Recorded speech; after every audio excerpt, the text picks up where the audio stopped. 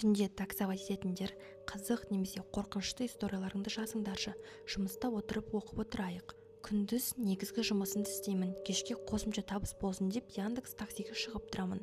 Бір күні примерно сағат түнгі 3 қаланың шет жақтарына тапсырыс түсті. Барып тоқтадым, ұзақ шықпады дейді. Платное ожидание кетті. 7 минуттан асып, енді админді басайын дегенде 40-тар шамасындағы ер адам келіп, артқы орындыққа отырды. Киімі де, түрі де кәдімгі адам сияқты. Жол бойы үндемеді. Айнадан қарасам, терезеге емес, маған тесіліп қарап отырды. Бір-екі рет сөз бастауға тырыстым, бірақ жауап бермеді. Ішімнен аздап мазасыздана бастадым. Көрсетілген жерге жеткенде артқа бұрылып қарасам, ол ұйықтап қалыпты. Ояттым.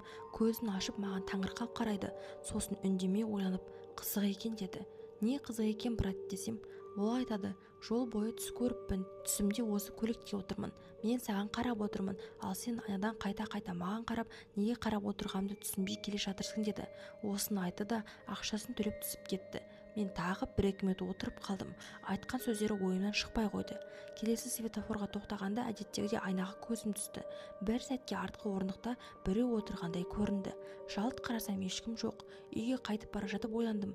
Мүмкін күні бойы жұмыс істеп түнде таксиге шыққаннан қатты шаршап, көзіме түрлі заттар елестеп жатқан шығар деп ойладым дейді.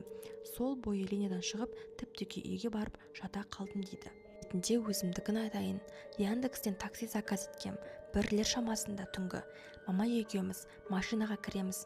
Нормально келе жатырмыз. Бір кезде ішінен бір бәле айтып отыр, түсініксіз.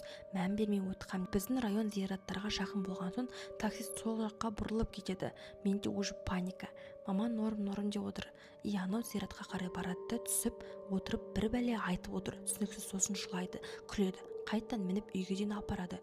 Түсіп жатқанда отырады да жылап күледі. Мән бермей ақшасын бердім де кетіп қалдым. Подругама айтсам атын сұрады. Мен де я деп сол скринді көрсеткем, всегда скрин жасаймын дейді. Подругам айтады, ол наркотик қабылдайтын адам екен. Подругам папасымен кетіп баратқанда, папасымен әңгіме шығып, шындығын айтып қойыпты. Жаман әдетім шегем деген екен. Бұдан кейін түнде таксимен емес жаяу кететін болдым. Ғамның оқиғасы.